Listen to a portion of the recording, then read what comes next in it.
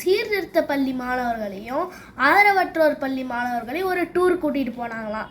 அப்போது சீர்திருத்த பள்ளியில் 16 வயசான ஒரு ஜான்ற ஒருத்தர் இருந்தாராம். அவர் 2 குற்றம் பண்ணிட்டு தான் சீர்திருத்த பள்ளிக்குள்ளே வந்திருக்கிறாரு. அவரை பார்த்தா எல்லாருமே பயப்படுவாங்களாம்.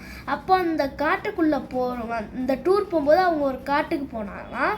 அங்கே அந்த சீர்திருத்த பள்ளி மாணவர்களையும் ஆதரவற்றோர் பள்ளி மாணவர்களையும் சேர்த்து ஒவ்வொரு செட்டாக காட்டுக்குள்ளே கூட்டிகிட்டு போனாங்களாம்.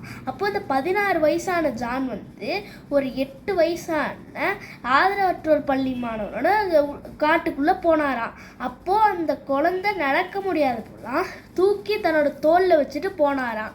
லஞ்ச் டைம்லலாம் அந்த குழந்தைக்கு சாப்பாடு ஊட்டினாராம். இப்படி அந்த ஜான் அந்த குழந்தை மேலே ரொம்ப பாசமாக இருந்தாராம்.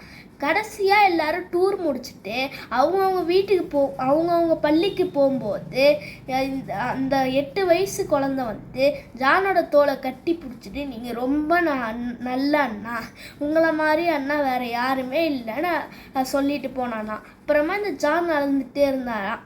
அங்கே இருக்க ஆஃபீஸர்ஸ்லாம் பார்க்கும்போது ஜான் அழுந்துட்டு இருந்ததை பார்த்தாங்களாம். இப்போ ஜான் எனக்கு யாருமே இந்த மாதிரி அன்பு காட்டல, அப்படி காட்டியிருந்தா நான் குற்றமே பண்ணியிருக்க மாட்டேன்னு சொன்னாராம். அப்போ அந்த ஆஃபீஸர்ஸ் மற்றவங்களாம் என்ன பண்ணுறாங்கன்னு பார்க்கும்போது எல்லாருமே இதே மாதிரி அழுந்துட்டு இருந்தாங்களா. தேவையான அன்பு மட்டும் எல்லாருக்கும் கிடைச்சா யாருமே குற்றம் செய்ய மாட்டாங்க.